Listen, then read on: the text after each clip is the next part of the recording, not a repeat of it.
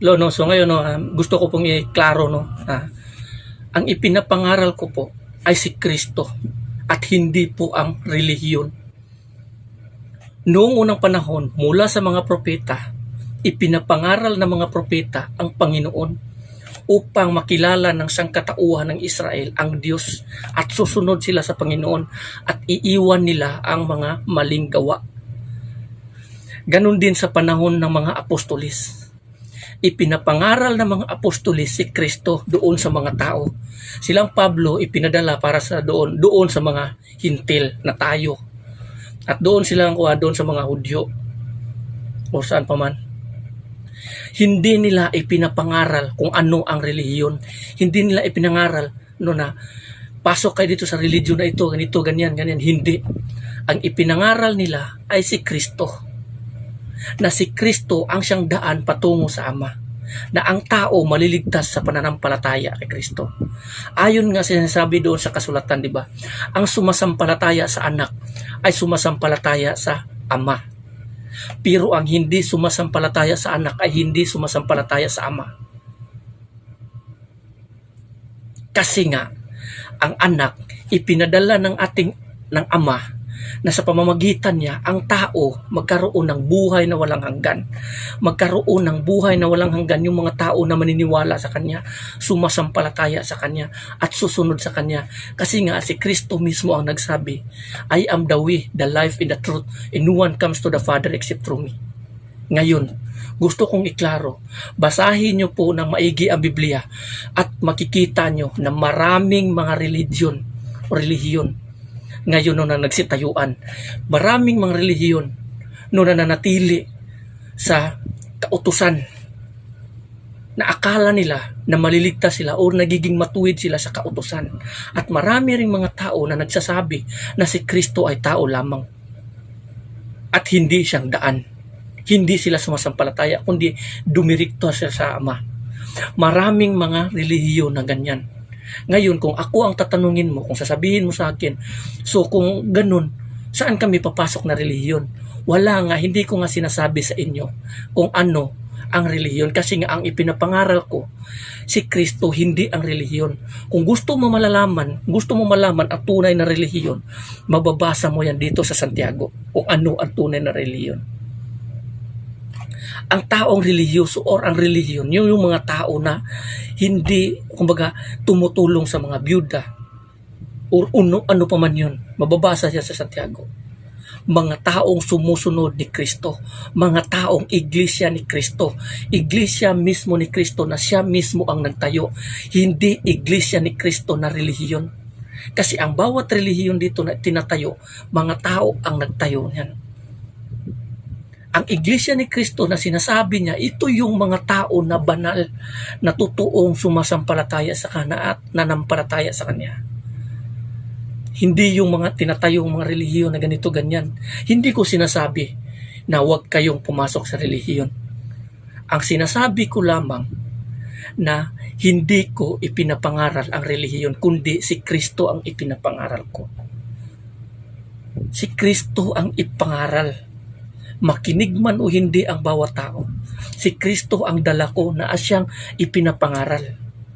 Kasi nga, ako, or kumbaga sino man yung mga leader o church leader, mga pastor, evangelist, missionary, sila po ang mission, yung kumbaga messenger.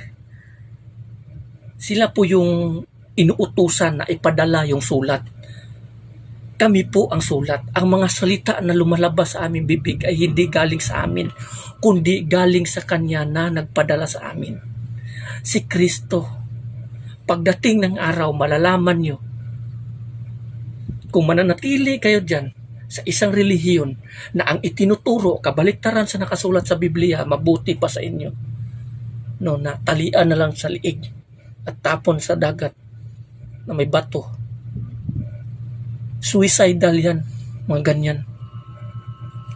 Bakit mo paniniwalaan yung mga leader mo kung ang kanilang ipinapangaral naman ay sukwahi or kumbaga conflict sa nakasulat sa Biblia? Bakit ka mananatili dyan? Galing na ako sa mga ganyan. Pumasok ako sa mga relihiyon. Pumasok ako sa ganyan. Yung ipinapangaral ng iba, kabaliktaran sa Biblia. Paano ka mananatili niya ngayon? Kung yung mga leader na yan, gumagawa-gawa ng preaching, anong nangyari dyan? Diba? Kumbaga, siya yung nagiging leader nyo. Na yung mga preaching na ginagawa niya na puro palpak na kabaliktaran, yun yung maghahatid sa inyo sa kapahamakan. Kaya sinasabi ko sa inyo, basahin nyo ng maigi ang Biblia. Ayon nga dito sa kasulatan sa Biblia, di ba? So, utos ng Diyos kay Joshua, study the book sa kasulatan. Ang libro sa kasulatan. Kumbaga, basahin mo to araw at gabi. At sinabi rin ng ating Panginoon kay Angelica Zambrano, yung nakatestimony no ng Heaven and Hell. 3 testimony yon. Gusto kong i-recommend sa inyo yon. Angelica Zambrano. Testimony about Heaven and Hell. First testimony, second testimony, and third testimony.